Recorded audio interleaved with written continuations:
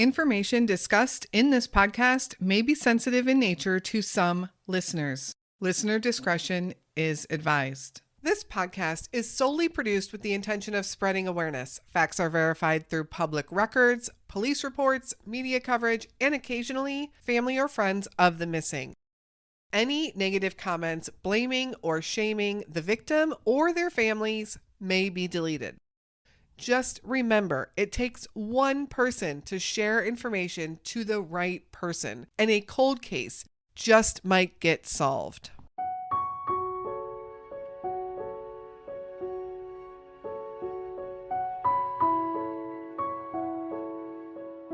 Allie Lowitzer woke up on Monday, April 26, 2010, grabbed her backpack and her cell phone, and ran out the door for school at 6:15 a.m. just like she did every other school day. Later, on her way to her bus that afternoon to go home, she waved back towards her best friend, Savannah, and Savannah hollered back to her, "I love you, I'll see you tomorrow." Once on the bus, Allie texted her mom to let her know that she wanted to walk over to the Burger Barn to pick up her paycheck and maybe see if she could pick up an extra shift for that evening. Her mom initially didn't want her to, even though Burger Barn was less than a half a mile from their house. It meant that Allie would have to walk down the main road, a busy road that didn't have sidewalks. But kids will be kids, and Allie was persistent. Allie promised her mom she'd be careful and she would let her know if she was able to get a shift that evening so that her mom could arrange to pick her up at 9 when they closed. Her mom eventually reluctantly agreed. Allie walked off the bus at 2:57 p.m. that afternoon. She texted her friend, tentatively trying to make some plans for that evening in the event that she didn't have to work. Now, while Allie would normally walk in one direction towards her home, on this day, she turned the other way to make the half-mile walk to Burger Barn. But Allie didn't make it to Burger Barn that afternoon. In fact, Allie wouldn't be seen or heard from again. This young teenager seemed to vanish off of a busy street in broad daylight. Where is Allie Joy Lowitzer?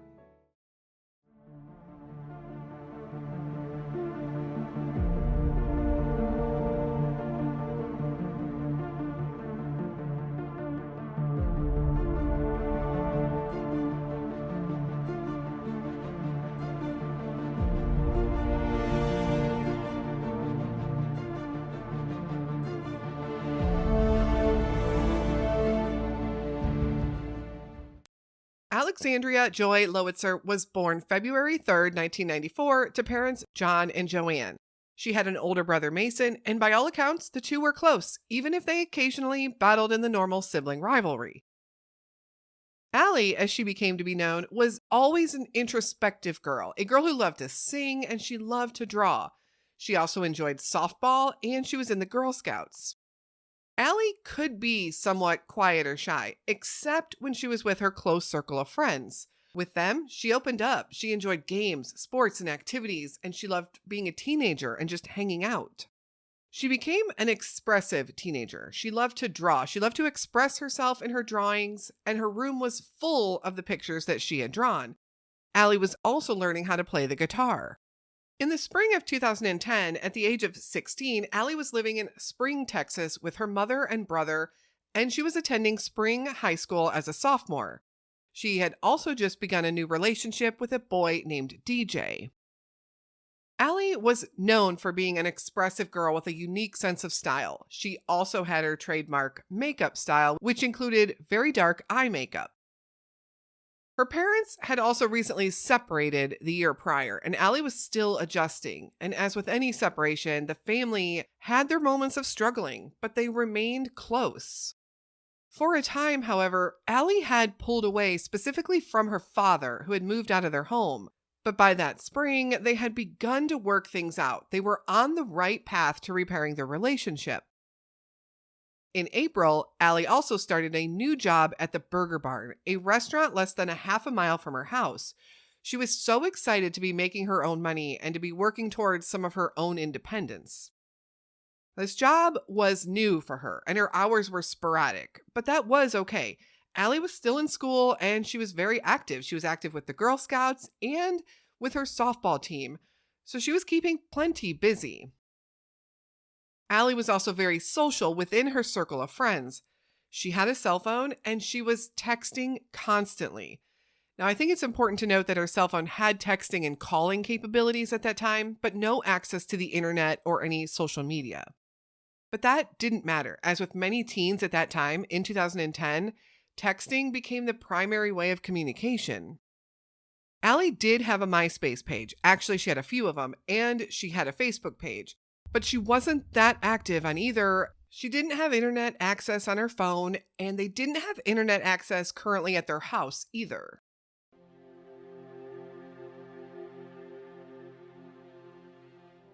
The disappearance.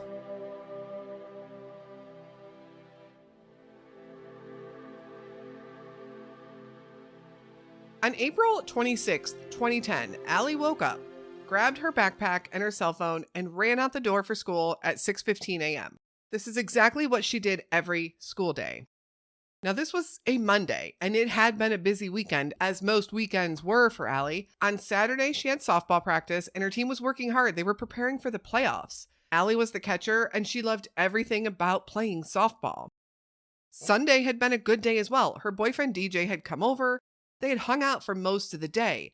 Allie practiced her guitar, they skateboarded, and they just hung out and had a good time at Allie's house. But Monday morning meant back to school, and Allie rode the bus to Spring High School that morning. By all known accounts, it was a typical day at school as well. A couple times during the day, Allie texted her mom, Joanne, letting her know that she was going to be staying after school to do some things. Allie went back and forth on this until eventually changing her mind and telling her mom she would just be coming home instead. At 2:30 p.m., Allie was on the bus headed home. She sat in her usual seat, eyes glued to her phone as she texted her friends and her mother. She was asking her mom now if she could walk up to Burger Barn and pick up her paycheck. She also wanted to see if maybe she could pick up a shift for that evening and get a few hours of work in. Joanne originally told Allie no. That route to the restaurant was on a busy road, there were no sidewalks, and she just wasn't comfortable with it. But Allie persisted, and well, we all know how persistent teenagers can be. So eventually, Joanne relented and told Allie she could go. Allie was also texting with her friends at the same time. She was carrying on multiple conversations, pretty typical. And she was trying to make plans for someone to come over and hang out with her in the event that she did not get any hours at work. A backup plan, so to speak.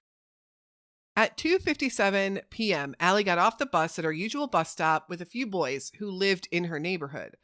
The boys noticed that Allie was on her phone and that she was walking in the opposite direction of her house. This would make sense. She was headed toward the Burger Barn.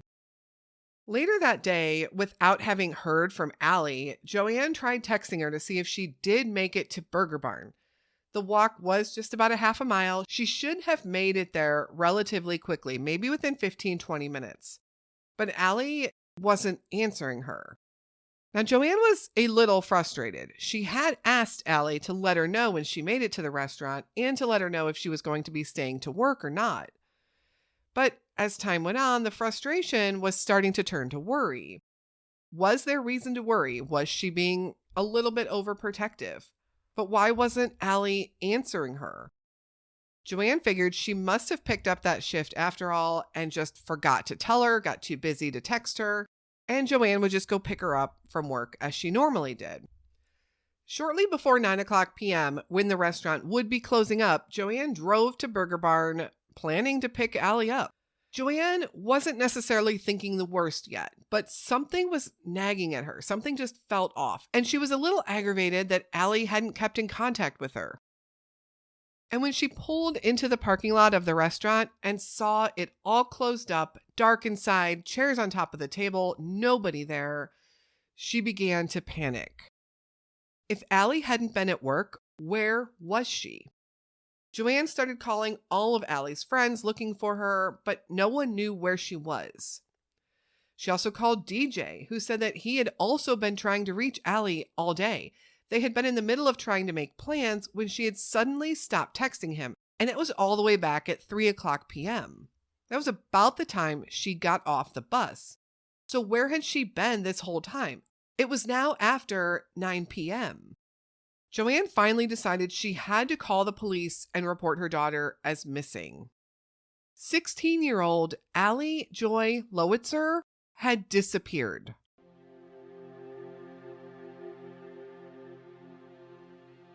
The search and investigation.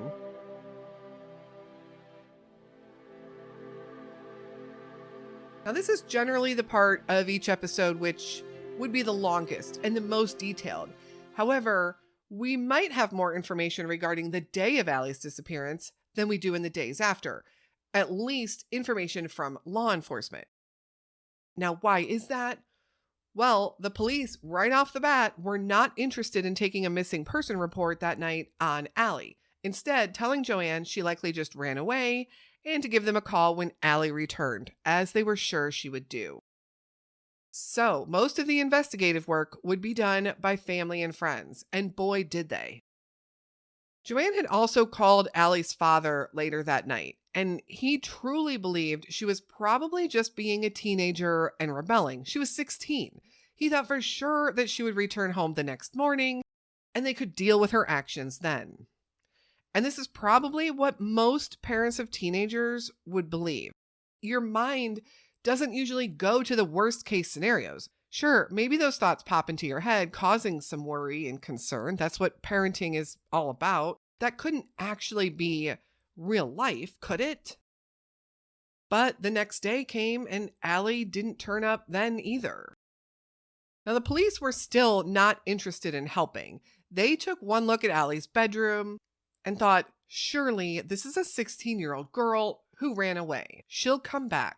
So since law enforcement wasn't going to help, Joanne and Allie's father, John, decided it was going to be up to them to find their daughter. They started with talking to all of Allie's friends, all the friends that they could think of. They talked to DJ, and as soon as Burger Barn opened up, they were waiting there to talk to someone. They learned that Allie had never even shown up at the restaurant that day as planned. She never made it that short half-mile walk, that 15-minute, 20-minute walk. She never made it. And they also learned that she had been in mid-conversation with a few different friends when communication just stopped. And that was at 2:57 p.m., the time she had departed the bus. Beyond that, clues were scarce, and each time Joanne or John begged the authorities for help, they just said they were certain Allie was a runaway. She'd come home eventually, just give it some time. Which is completely frustrating, knowing that they have access to tools that the family might not have. But they were persistent, and Joanne was able to pull Allie's phone records herself. At least she was able to ping a location and a time frame. But what she found was disheartening, and I don't know that it helped much at all, other than to maybe cause more panic. Allie's cell phone had stopped pinging right around 3:00 p.m. Now, this is just after she got off the bus, right there in her neighborhood, and just about the time she stopped texting all of her friends. From there, the phone was completely shut off. So what happened at 3:00 p.m.? A few days went by, and John and Joanne were beside themselves. They were able to check with all the phone numbers that Allie had been in contact with on her cell phone, and that didn't really provide any clues either. But eventually, John got the idea to check for any surveillance video at nearby businesses. How far had she gotten on that walk to Burger Barn? So, first of all, the Burger Barn, while they did have surveillance footage, it had already been recorded over by the time John inquired for it. Now, frustrating part is, had police or law enforcement been involved from the beginning, perhaps they could have asked for this much sooner and obtained that footage. But unfortunately, they would have no surveillance from Burger Barn. Second, John had noticed a gas station across the street from the Burger Barn, and they were able to pull video footage. John said he watched the video frame by frame from about 1:00 p.m. to 6:00 p.m. the day Allie disappeared. He was looking for not only Allie, but maybe anything unusual at all or anything suspicious. He didn't see anything. And of course, he didn't see Allie either. So he asked law enforcement to analyze it, thinking that maybe they could use this video footage. Maybe they would recognize a car. Maybe they could run license plate numbers. He knew that they would have the ability to do a lot more investigative work with this recorded video. And they would know what to look for, maybe something that John didn't know what to look for. So the gas station owner put the recorded video on a disc and turned it over to law enforcement for analysis. But unfortunately, there was only one copy made, and law enforcement lost the disc before they were able to do anything with it. Yes, they lost it. Allie's parents also found out that the school had surveillance from that day and surveillance from the bus itself. They watched it closely, but Allie seemed to be acting completely normal. She was smiling, she was texting, and then once at her bus stop, she hopped up and exited the bus, just as she always did. Nothing at all looked unusual, nothing looked amiss. Now, as word got out about Allie's disappearance, leads started coming in, and every single lead was followed up on by the family mostly, but nothing amounted to anything. There would be some leads that would take prominence in the investigation for different reasons. And one of these leads was a pizza delivery driver had come forward saying that the day Allie disappeared, he had seen a young girl talking to someone in a white pickup truck. Now, while this sounded possibly promising, it was noted that the sighting of the girl was a half a mile in the opposite direction of where Allie would have been walking. But still, could it have been something? However, it would be proven that it was not Allie. John had also been wondering if maybe someone at Burger Barn was involved. That's where she was headed after all, and he knew there had been a young man there who had been interested in Allie. He was actually several years older than her, and he had been wanting to ask Allie out. Had he maybe done something to her? But that lead led nowhere also. Rumors also started to swirl around Spring, Texas regarding the owner of Burger Barn and how he had made people, young workers at the restaurant, feel uncomfortable at times. Was there something going on at the Burger Barn? But again, there was no evidence at all pointing towards anything happening at the Burger Barn or anyone at the Burger Barn knowing where Allie was. There was another lead that came in, which was also of great interest to Allie's family. There was another student at Spring High School, another girl who had been out for a jog around the same time that Allie disappeared. She said she had been approached by a Monte Carlo, and the people in the car were trying to get her in the car. She was able to run away. She felt uncomfortable. She thought it was odd, and she ended up letting Allie's family know about this incident. But again, nothing came of that lead either. The investigation into Allie's disappearance had stalled with law enforcement before it had even began, but the case was eventually handed over to the homicide unit. Not necessarily because they felt there was a homicide, but they had the tools and the ability to investigate Allie's case a little bit further, and they began grilling the family hard. Joanne and John, along with Allie's brother, were all given polygraph tests. In fact, it was said they were given multiple polygraph tests with different results each time, likely due to stress and other factors. And we all know how unreliable polygraph tests are. Eventually, the detectives were satisfied that none of the family members were involved in Allie's disappearance. Allie's family did hire some private investigators themselves, and some additional leads were uncovered. Although again, some of these leads made the media and people went running with these theories, but they would prove to have nothing to do with Allie's disappearance. First, there was the possibility that Brandon Laverne was involved. Brandon drove a white truck and he had ties to that area. Brandon had also been arrested for sexual assault in 2000 and had been released in 2008.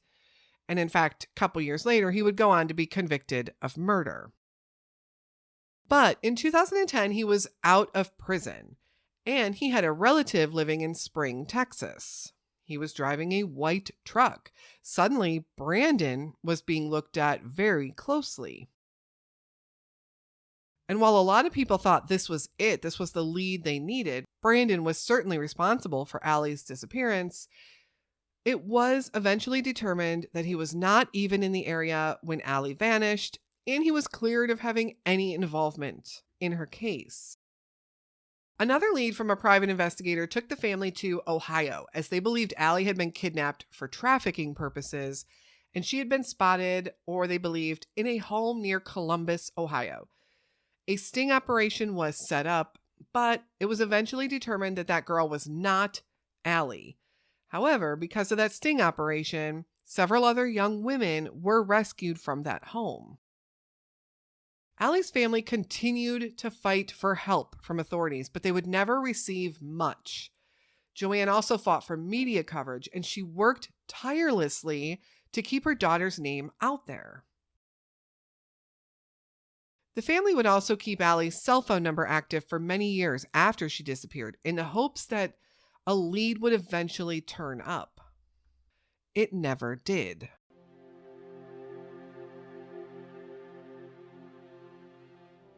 Spring, Texas.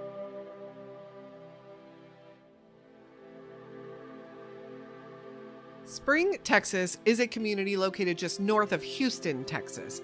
It's considered part of the greater Houston metropolitan area in the southeast region of the state. In 2010, the population of Spring was just around 54,000 residents. Today, it has grown to 62,000. I did find the crime reports from 2010 interesting. The I-45 corridor, which runs through Spring, is labeled as a hotspot for crime. And the area from which Allie disappeared from was within that zone. Allie lived about 5 miles to I-45, but her area was considered part of that hotspot.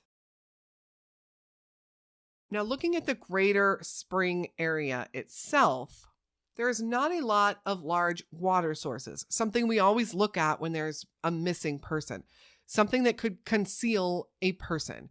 There's not a lot of large water sources, but there are some small retention ponds and creeks flowing in the area, and Southeast Texas in general does have plenty of water if you expand out. You're also about a 50-mile drive to the coast, Galveston specifically, with a straight shot driving south down I-45. Now, there would be other notable missing persons coming out of Spring, Texas. 3 in particular, they're all unsolved. They all occurred after Allie's disappearance. Kristen Galvin, she was reported missing from Spring, Texas on January 2nd, 2020. Now, this would be a full 10 years after Allie. In 2023, Juan Gomez was reported missing also from Spring, Texas. And in 2025, on May 25th, Chris Ryan Hernandez was reported missing, again, from Spring, Texas. Spring has been a hub for missing person awareness campaigns, largely due to Joanne working so hard to get cases such as Allie's out there.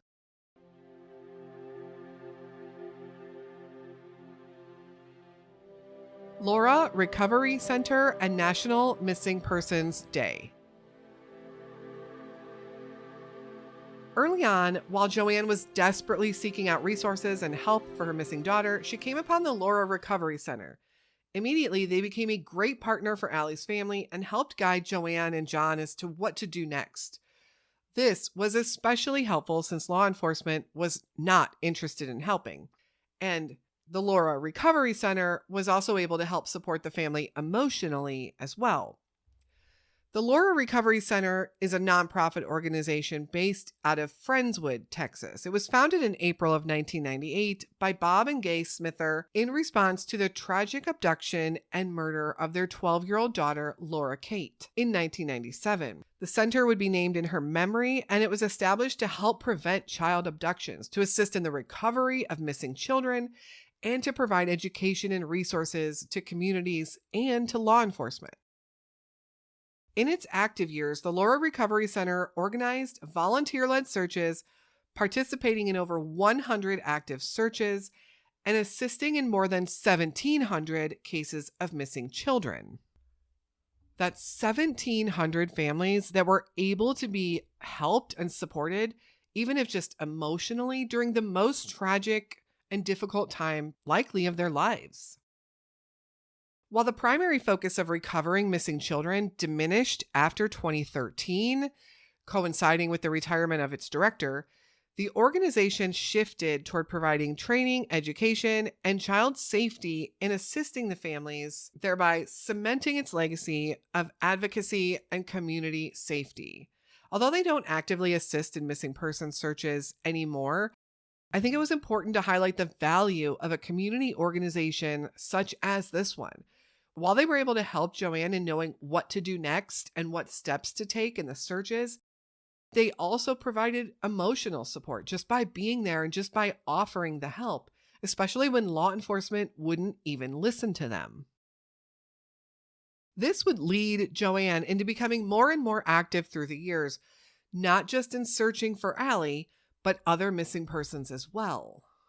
She started the Hope for Allie Facebook page and a website, alexandrialowitzer.com, where she updates on the search for Allie and offers resources to other families with missing loved ones.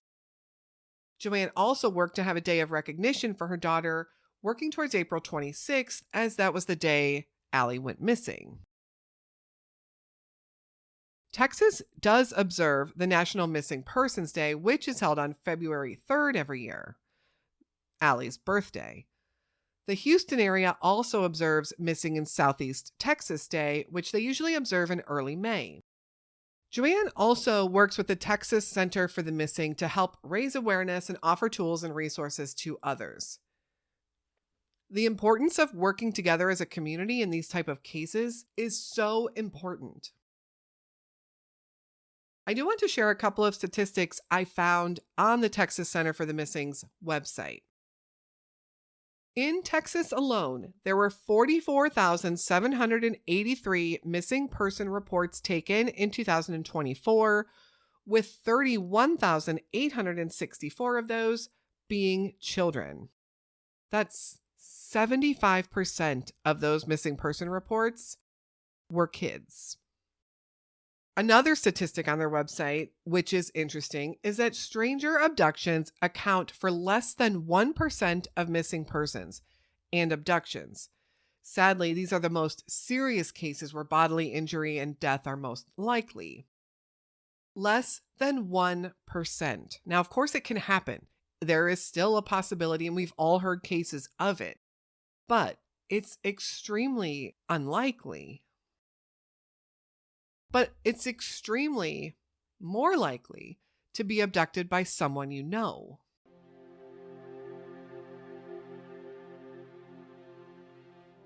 Theories and possibilities.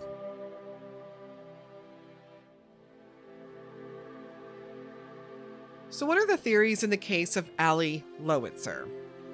Well, number one, abduction by a stranger. One theory is that Allie was abducted by someone unknown while walking to Burger Barn from her school bus stop.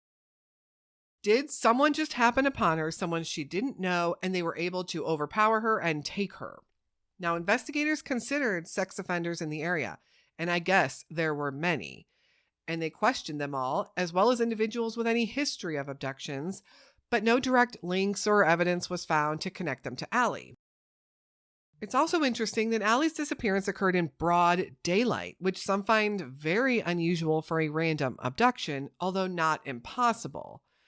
Now, taking a good look at the map of the route she would have been walking, even though it's just a half mile, there does appear to be a small stretch where there's no buildings, no houses, and just trees on both sides. If someone were to pull up in a car and abduct her, that would likely be their only window of opportunity without being seen or without Allie causing a ruckus. So is it possible that Allie was abducted by a stranger? I would say yes, especially with the lack of clues pointing otherwise. Theory number two, Allie was abducted by a known acquaintance or a family connection. Now, another theory that has come up in Allie's case is that someone she knew may have been involved. Now, family, friends, and neighbors were all interviewed extensively, especially as years went by. and there was no evidence at all to implicate any family or friends. But investigators will always consider this a possibility in missing person cases. And was there someone that Allie was in contact with that maybe even her family didn't know about? Had she been talking to someone? Now, years after Allie's disappearance, a friend would come forward to say that Allie had told her she had been talking to an older man. Now, this friend that came forward didn't say anything at the time Allie disappeared because she felt she was helping keep Allie's secret. But it's also important to note there has been no evidence found on Allie's phone or any computers at school or during any of the investigative processes from family, friends, private investigators, and law enforcement that she was talking to someone else. But is it possible? Absolutely. Is that why Allie was so determined to maybe stay after school or go do something or walk to Burger Barn?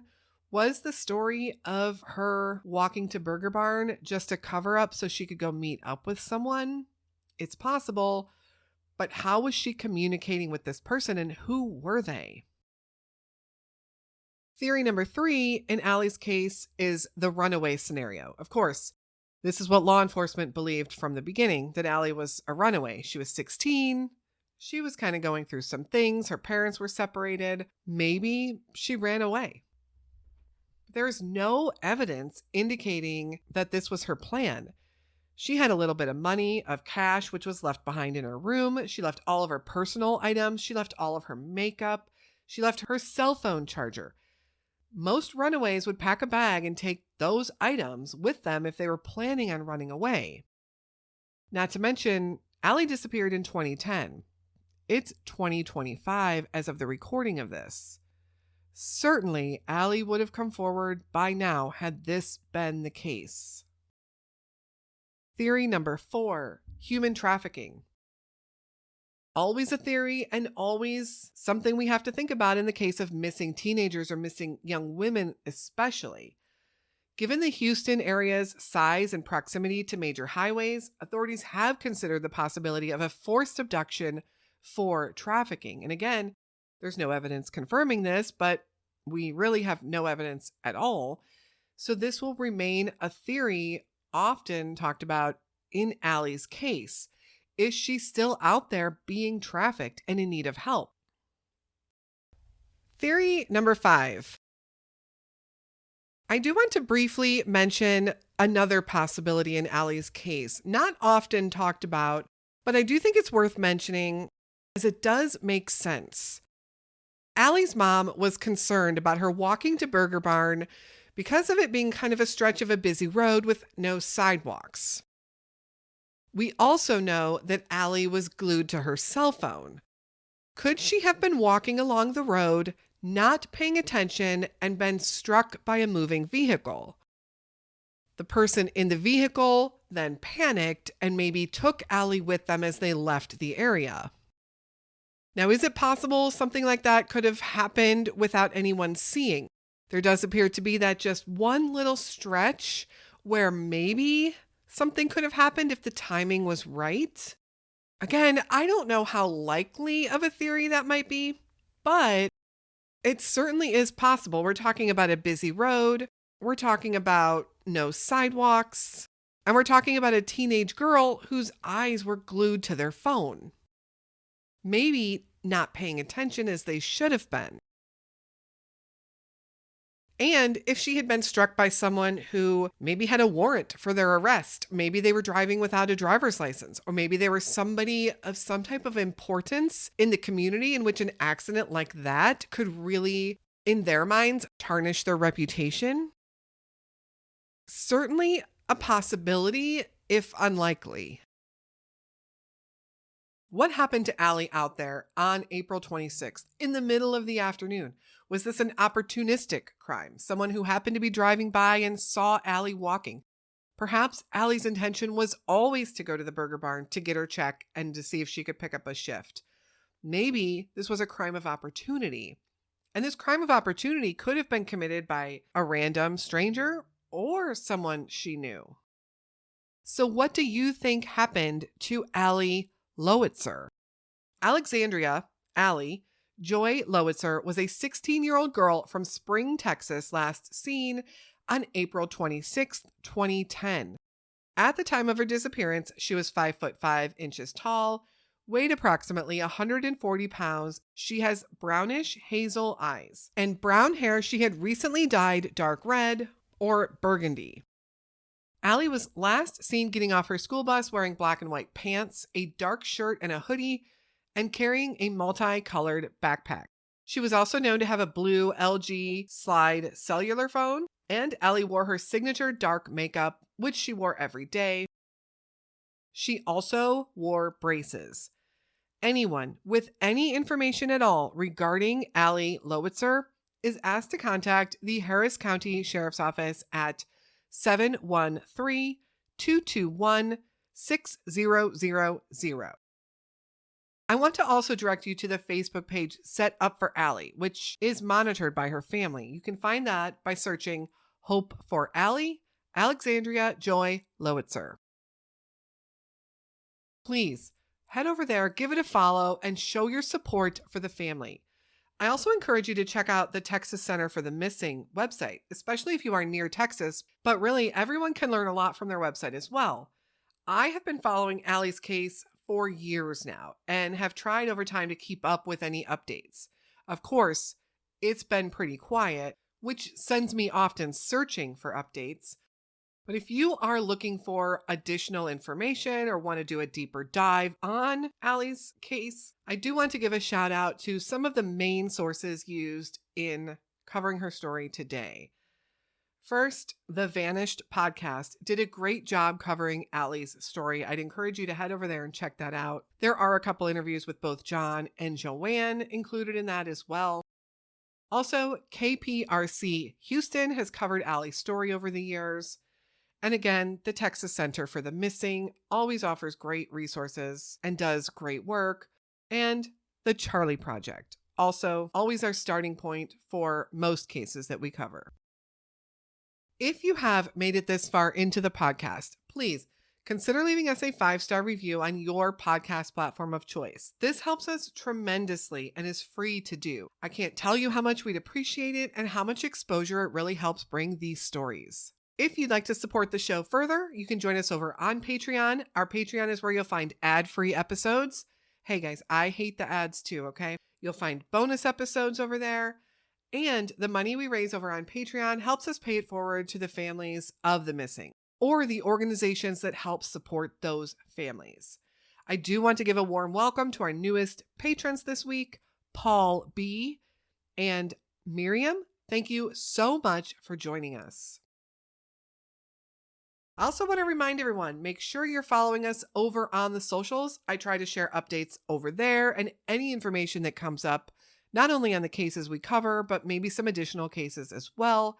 You can find the Where Are They podcast on Facebook, Instagram, X, and YouTube.